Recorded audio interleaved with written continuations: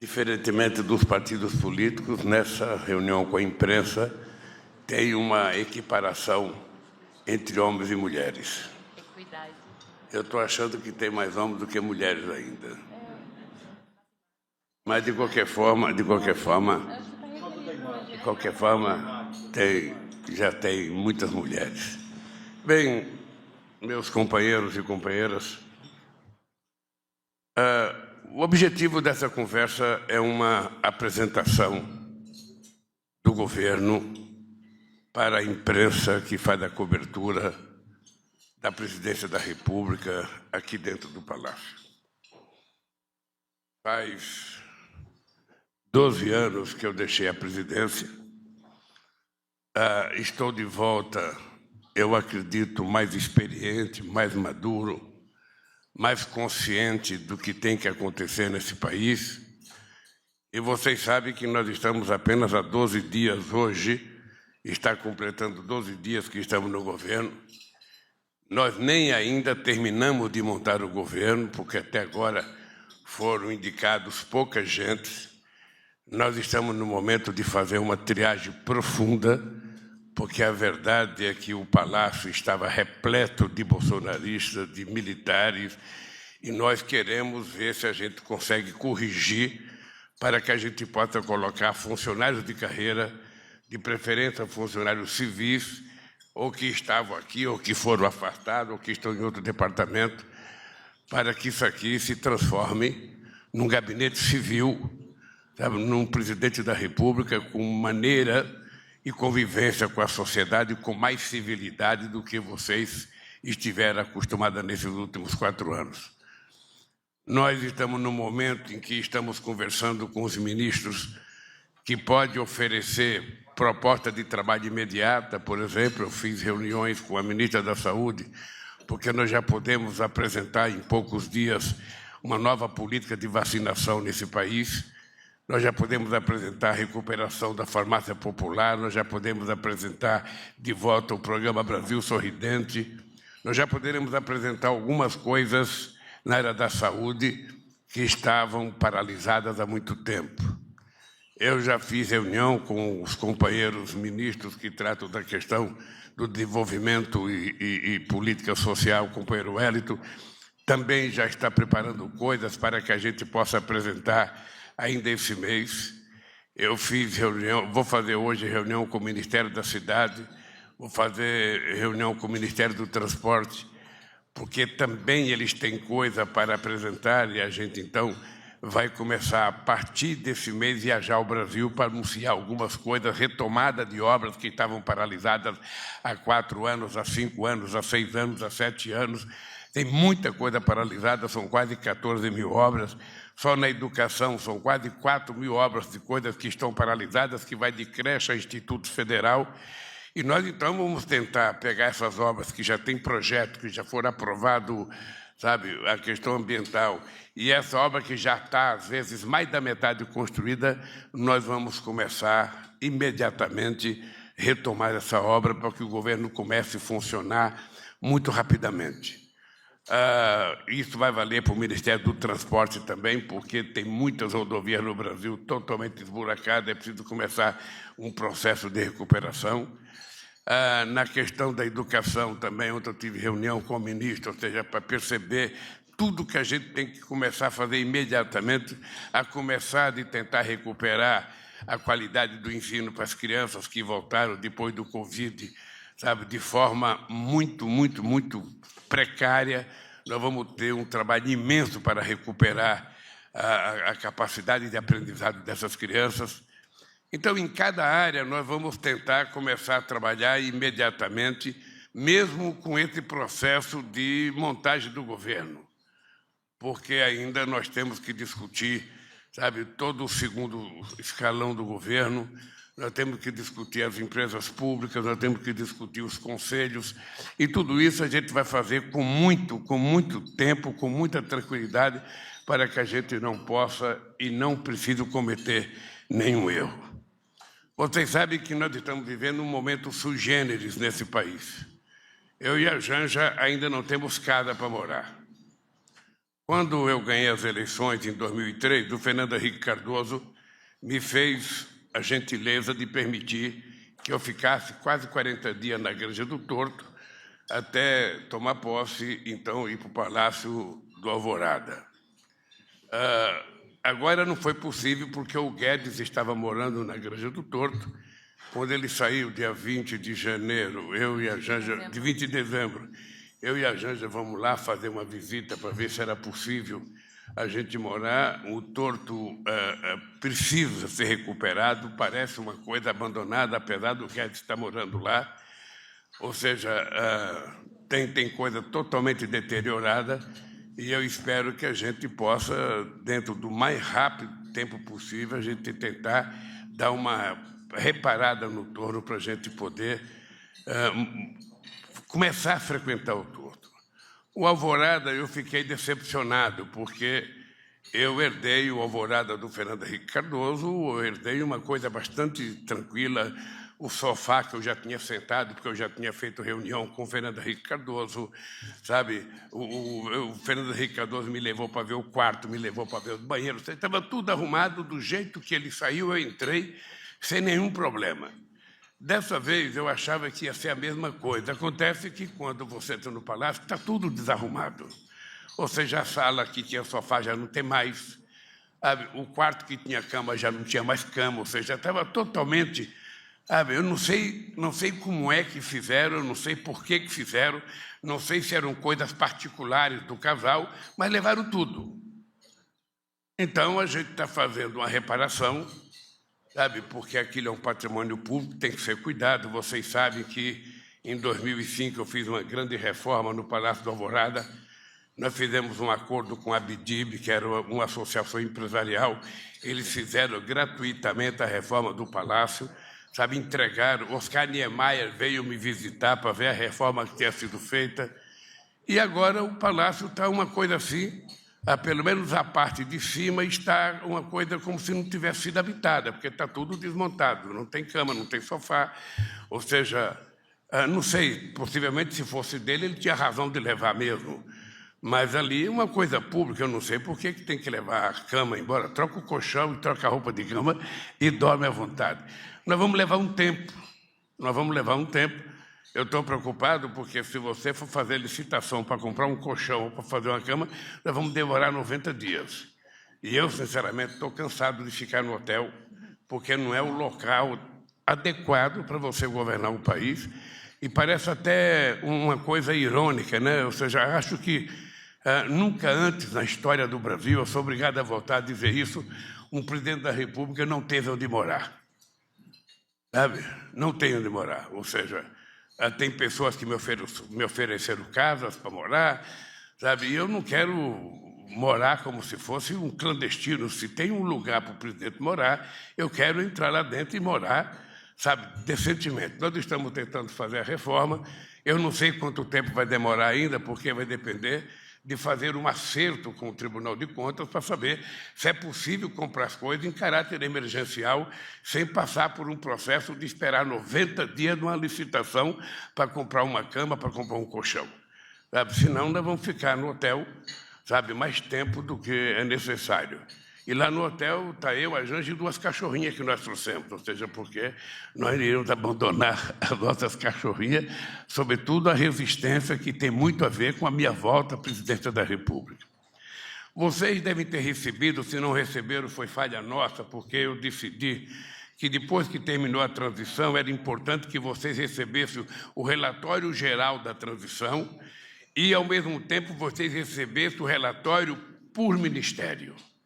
Era importante que vocês tivessem conhecimento, sabe, sobre cada coisa que aconteceu nesse país, cada política que foi desmontada, cada coisa que estava deteriorada, sabe, cada coisa que foi, sinceramente, sabe, abandonada, muitas políticas públicas que foram abandonadas, e para nós é interessante que vocês saibam o que aconteceu. Se vocês não receberam ainda, Pimenta, é importante tomar a responsabilidade de entregar para cada companheiro como é que nós encontramos o Ministério da Cidade, como é que nós encontramos o Ministério do Trabalho, como é que nós encontramos o Ministério da Previdência, como é que nós encontramos sabe, o Ministério do Transporte, o Ministério de Minas e Energia, para que vocês saibam o desgoverno que aconteceu nesse país. Eu, sinceramente, jamais imaginei que esse país pudesse ser tão abandonado na sua essência como foi o nosso governo. Além disso, nós estamos agora fazendo um processo muito sério de aprimoramento dos bancos de dados para que as políticas sociais possam chegar diretamente na mão das pessoas que mais necessitam. Ontem eu tive uma reunião com o Wellington e ele vai ter que trabalhar muito rapidamente, de forma muito criteriosa, porque a melhor coisa de sucesso das políticas públicas que nós implantamos no período que governamos o país era o cadastro. Ou seja, eu lembro de uma frase da Ruth Cardoso, quando o Fernando Henrique Cardoso era presidente, que ela falava assim: se o governo continuar fazendo política social desse jeito, é melhor jogar o dinheiro de helicóptero e deixar o povo pegar, que vai atender mais à necessidade do povo. Porque o grande problema da política pública é fazer o dinheiro chegar na mão de quem precisa. E aí você tem que ter um cadastro sério. Esse cadastro não é controlado pelo governo, porque, no nosso caso, a pessoa que recebia um Bolsa Família não tinha contato com o governo, ou seja, não era o governo que cadastrava, era a prefeitura que cadastrava, com a fiscalização do Ministério Público. E essa pessoa ia na caixa, pegava o seu dinheiro sem saber, de conversar com qualquer vereador, com qualquer deputado, com qualquer gente da Presidência da República. Nós queremos voltar a fazer esse cadastro sério, porque me parece que o cadastro foi utilizado para fazer campanha eleitoral com o Zap. Me parece que a coisa mais importante no cadastro era o Zap, para que se pudesse mandar fake news durante todo o processo de campanha. Eu penso que nós, em menos de 100 dias, vamos estar com toda essa política pronta para que a gente possa fazer com que o governo ande numa velocidade normal. Nós temos muita pressa, eu tenho muita pressa, porque um mandato ele é muito curto para quem ganha e ele é muito longo para quem fica na oposição. Você não tem noção da eternidade que é 4 anos de espera e como passa rápido quando você ganha e só tem 4 anos para governar. Parece que foi ontem, mas já faz 12 dias que nós estamos governando, ou seja, já não faltam mais 4 anos. E nós temos pressa de fazer as coisas acontecer nesse país. Todo mundo sabe que, durante a campanha, eu disse que eu tinha 3 obsessões. Primeiro, a questão da educação. Eu estou convencido que, se a gente não investir mais no ensino básico, no ensino fundamental, a gente não qualifica a sociedade brasileira para o futuro. Ou seja, não é possível as crianças na 4ª, na 5ª série, estar numa sala de aula sem saber ler, ou sem saber fazer uma conta. Ou seja, então nós precisamos ter em conta, se bem que é por conta de Estado e município, o ensino fundamental, mas o governo federal tem que estar participando junto com o governo, com o prefeito, para que a gente possa melhorar substancialmente a qualidade do ensino no ensino fundamental. Senão, essa criança não vai bem para o ensino médio, essa criança não vai bem para a universidade. Ao mesmo tempo, a questão da saúde é outra obsessão que nós temos, ou seja, a obsessão de que hoje, quando uma pessoa vai no médico, qualquer pessoa vai no médico, até é atendido na primeira consulta, vai numa UPA, vai no UBS, é atendido. Mas quando o médico pede um exame ou pede para participar de uma consulta com o especialista, esse especialista não existe nessa consulta. Às vezes demora 9 meses, 10 meses, 11 meses, 1 ano, e muita gente morre sem sequer ter acesso. Então, eu disse para a nossa ministra da Saúde que é tornar prioritário a gente conseguir fazer com que a pessoa tenha a possibilidade de ter o acesso a uma consulta de especialista. E a outra coisa é a questão de acabar com a fome nesse país. Eu confesso a vocês que eu não imaginava, depois que nós deixamos o governo, que o Brasil voltasse a ter a situação que o Brasil está tendo. Eu nunca vi a quantidade de gente na rua que eu estou vendo agora. Eu nunca vi a quantidade de gente pedindo comida na rua. Não pede mais esmola, pede comida. Ou seja, e as pessoas com vergonha de pedir, as pessoas escrevem no cartaz e ficam nos semáforos nas grandes cidades. Aqui em Brasília deve ter muito. Brasília não tem muita esquina, mas as pessoas vivem com um papelzinho pedindo comida, às vezes mulher com criança. E só em São Paulo, me parece que já tem 40 mil moradores de ruas, ou seja, uma coisa que era impensável. Eu achei que a gente tinha terminado com isso, foi reconhecido pela ONU, e, lamentavelmente, o Brasil voltou à estaca zero. Ou seja, a irresponsabilidade da governança foi tão grande que as pessoas voltaram a pedir esmola outra vez, a pedir comida, e nós vamos resolver isso não com o Bolsa Família. O Bolsa Família, a seriedade do Bolsa Família era o cadastro e também as condicionantes.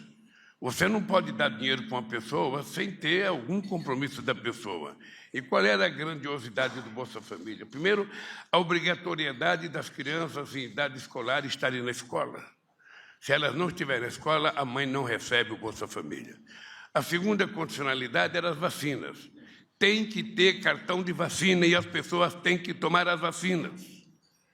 É preciso que a gente convença a sociedade que ninguém vai virar jacaré, ninguém vai virar onça, ou seja, a vacina é para evitar que as pessoas morram ou tenham doenças, graves, quando a gente pode evitar. Então, o Bolsa Família exige que as crianças estejam vacinadas. E a terceira coisa importante é cuidar da gravidez das mulheres que estiverem grávidas. Ela tem que fazer todos os exames que a medicina exige que seja feito para que ela tenha um parto saudável e a criança possa nascer saudável. Por que nós colocamos criança até 6 anos de idade?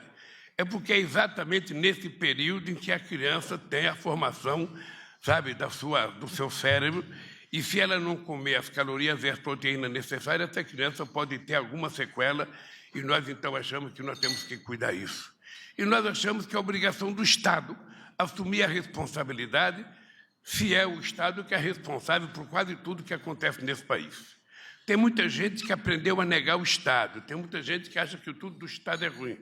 Mas se a gente pegar os últimos 10 anos, nós vamos perceber que todas as grandes crises que aconteceram no mundo, quem salvou foi o Estado. Quando o Lehman Brothers quebrou em 2008, não foi nenhum banco grande que resolveu emprestar dinheiro para o Lehman Brothers. Quem salvou foi o Estado que colocou dinheiro para salvar.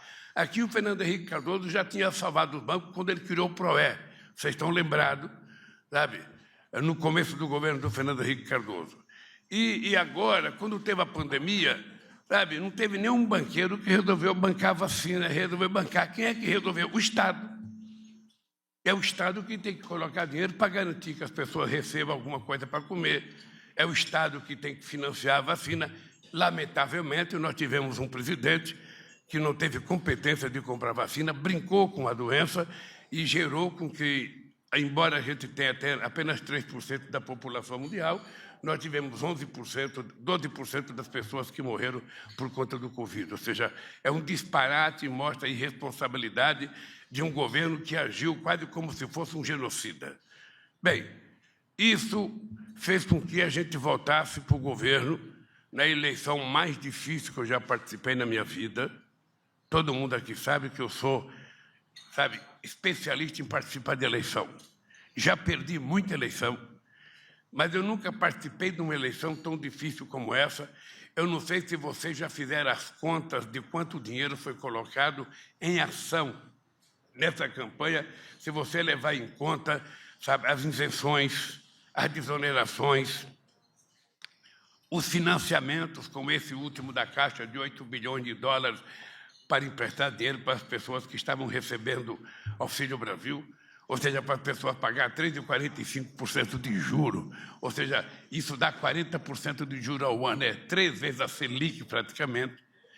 E esse dinheiro foram jogando fora, ou seja, ao todo, se você pegar todas as políticas de desoneração, todas as políticas de isenção fiscal e todos os programas que foram feitos, chegou-se a 300 bilhões de reais, que foi a soma de dinheiro utilizada para que o Bolsonaro tentasse ganhar as eleições. Ou seja, não foi uma briga normal entre 2 candidatos ou 2 partidos políticos. Era a briga de um conjunto de forças políticas liderada pela minha candidatura e a briga contra o Estado brasileiro, que utilizou tudo o que podia utilizar. Desde utilizou as Forças Armadas, a polícia de todos os estados, a polícia rodoviária, uma parte da Polícia Federal, todo mundo, além do que muitos empresários. Lá em São Paulo, no dia da eleição, nós descobrimos uma fábrica na Zona Leste que convocou os trabalhadores para fazer hora extra para não deixar eles votarem. Vocês sabem o que foi feito em muitos estados, as pessoas proibindo os eleitores de votar. Então, foi uma eleição muito difícil, nós ganhamos as eleições, e eu sou muito agradecido à coragem do povo brasileiro, porque nunca o povo participou de uma eleição tão raivosa, em que era proibido você utilizar qualquer roupa que não fosse verde e amarelo, você já era chamado de comunista, você já era chamado de qualquer nome. Bem, nós ganhamos as eleições, até hoje, o cidadão não reconheceu a derrota, até hoje ele ainda coloca em dúvida as urnas eletrônicas, quando no mundo inteiro a urna eletrônica é invejada, porque se não fosse correta a urna eletrônica, o Lula jamais teria sido o presidente da República e a Dilma jamais teria ganhado aquela eleição de 2014, que foi uma eleição muito tensa.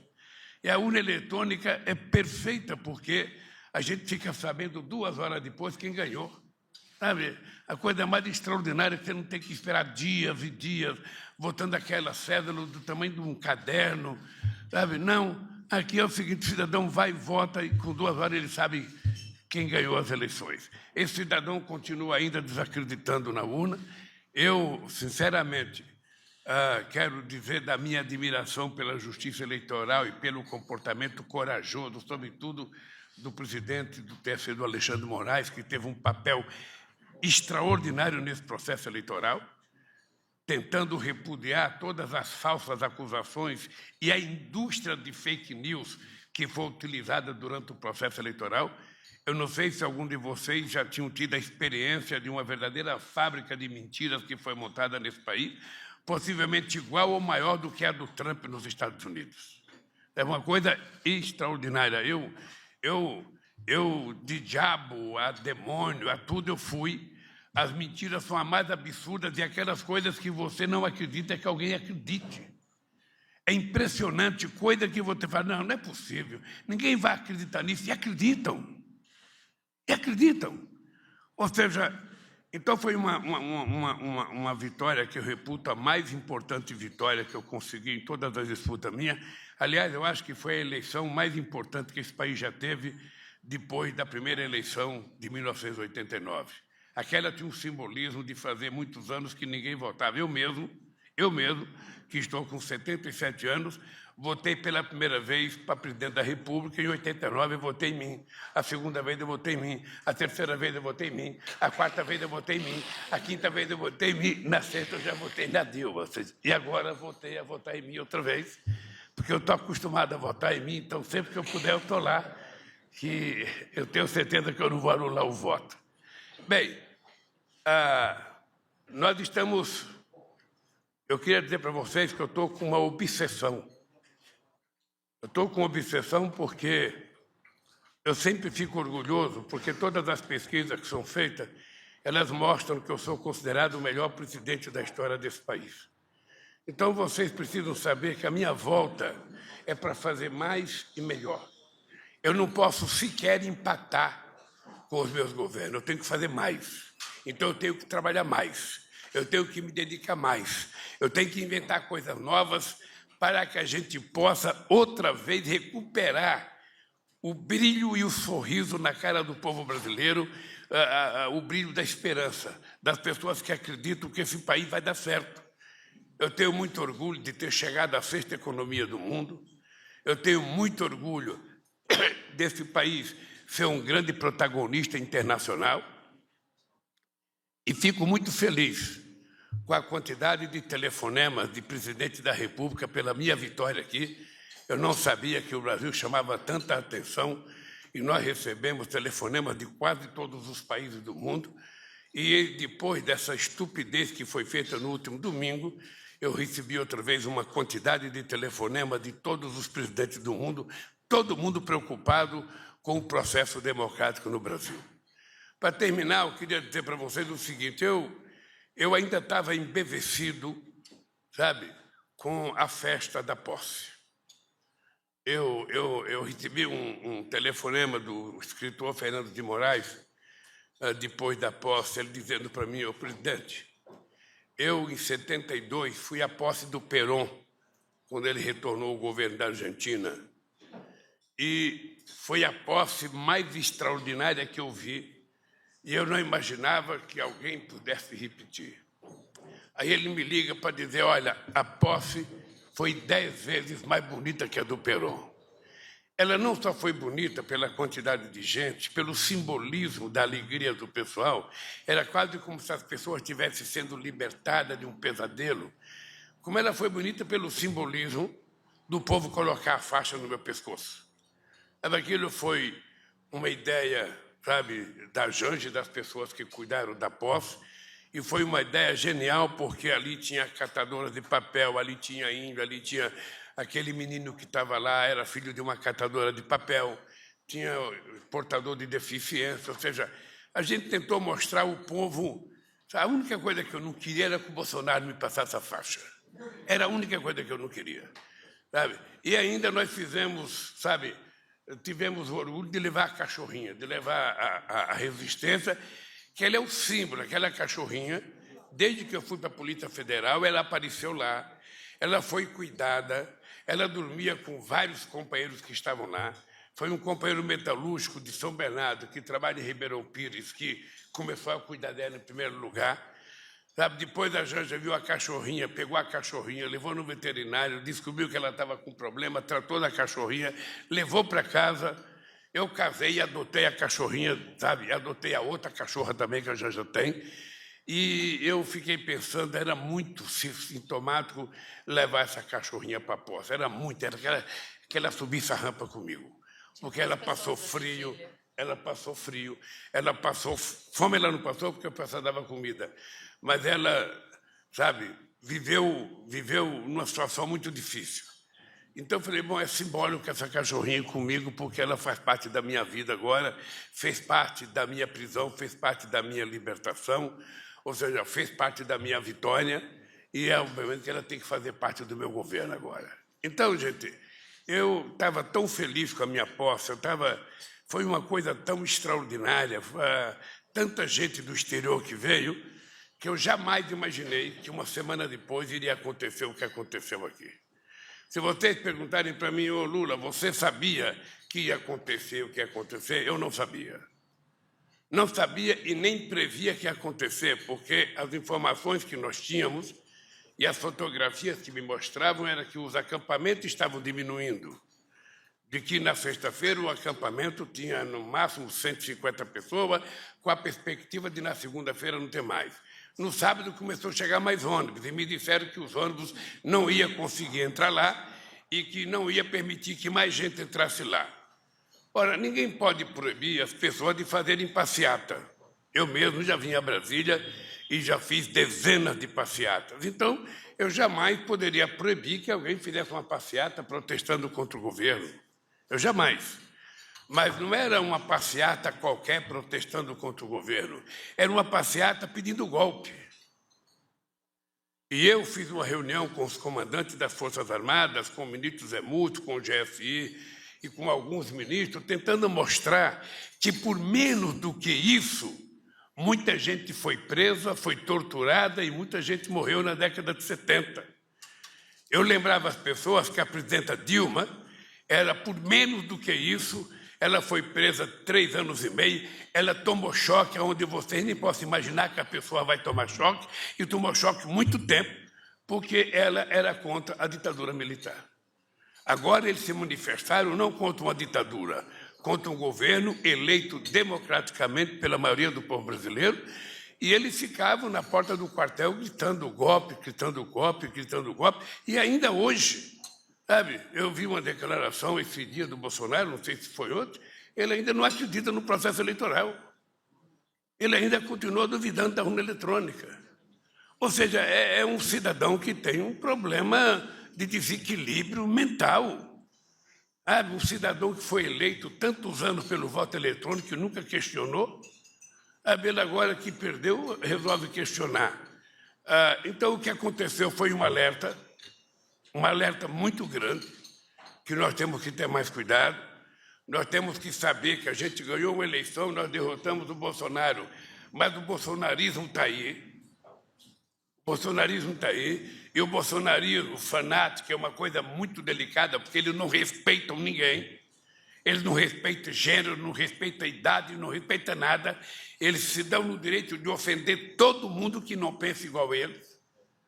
Ainda ontem eu vi uma coisa na internet, o Cristiano Zanin no banheiro do aeroporto escovando o dente e um cidadão xingando ele, sabe, filmando ele, xingando, porque essa é lógica, sabe? Aí, aliás, eu queria alertar vocês, se aparecer alguém xingando vocês em algum lugar com o telefone, tira o telefone de vocês e começa a filmar ele. Porque ele xinga e filma, que é para poder colocar na rede. Nós temos que colocar a cara dele na rede, porque nós temos que pegar essa gente. Essa gente tem que ser presa. Essa gente não tem o direito constitucional de ficar ofendendo as pessoas na rua, provocando pessoas na rua, ou seja, como se fossem dono do espaço, como se fosse dono da verdade absoluta nesse país. Eu fiquei muito, sabe, raivoso com o que aconteceu.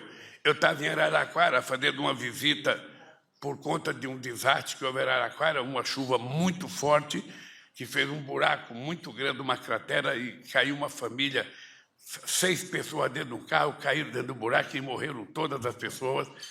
E eu fui lá para dizer, não apenas da minha solidariedade, mas dizer que o governo federal vai ajudar o prefeito Edinho na reconstrução, o governo de São Paulo também vai ajudar. Quando eu me deparo, sabe, com a manifestação aqui na frente começando a invadir. Eu quero dizer para vocês que eu ainda não conversei com as pessoas a respeito disso. Eu estou esperando a poeira baixar. Eu quero ver todas as fitas que foram gravadas dentro da Suprema Corte, dentro da Câmara, dentro do Palácio do Planalto. Teve muita gente conivente. É importante dizer, teve muita gente da Polícia Militar conivente. Teve muita gente das Forças Armadas aqui dentro conivente. Eu estou convencido que a porta do Palácio do Planalto foi aberta para que gente entrasse, porque não tem porta quebrada na porta de entrada, ou seja, significa que alguém facilitou a entrada deles aqui. E nós vamos, com muita calma, investigar e ver o que aconteceu de verdade, porque nos vídeos que eu vi soldado do Exército conversando com os invasores, eu vi soldado cantando junto com os invasores. Nós fomos obrigados a fazer a intervenção na polícia do DF, porque ela tinha muita responsabilidade no que aconteceu. No dia da minha diplomação, vocês ficaram sabendo do quebra-quebra que houve em Brasília, do ateamento de fogo em ônibus, e a polícia simplesmente estava acompanhando. É como se tivesse tomando conta das pessoas que estavam tocando fogo em ônibus, depredando as coisas. Ou seja, então, a polícia, ou o comandante da polícia, nós tínhamos que fazer o decreto de intervenção. Eu fiz o decreto de intervenção. Ontem a Câmara e o Senado aprovaram a intervenção. E daqui para frente a gente vai ser mais duro, vai ser mais cauteloso, vai ser mais prudente, porque não pode acontecer o que aconteceu nesse final de semana. Não pode. Se vocês verem a destruição que foi feita dentro da Suprema Corte, ou seja, o cidadão tem um limite de não gostar das pessoas, tem um limite de não gostar de fulano ou de Beltrano, mas ele não tem um limite de invadir o poder público, um patrimônio público, e fazer a quebradeira que eles fizeram. Não respeitaram nem a imagem de Cristo.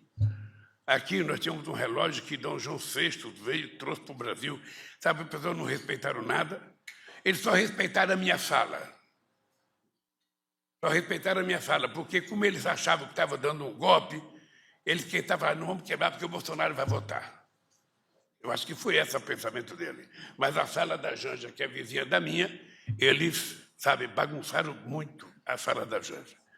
Então, o que aconteceu esse final de semana foi um alerta de que nós precisamos, sabe, construir narrativas para que a gente possa tirar da cabeça dos bolsonaristas raízes e raivosos a ideia de que eles são superiores ao resto da humanidade, ao resto do povo brasileiro.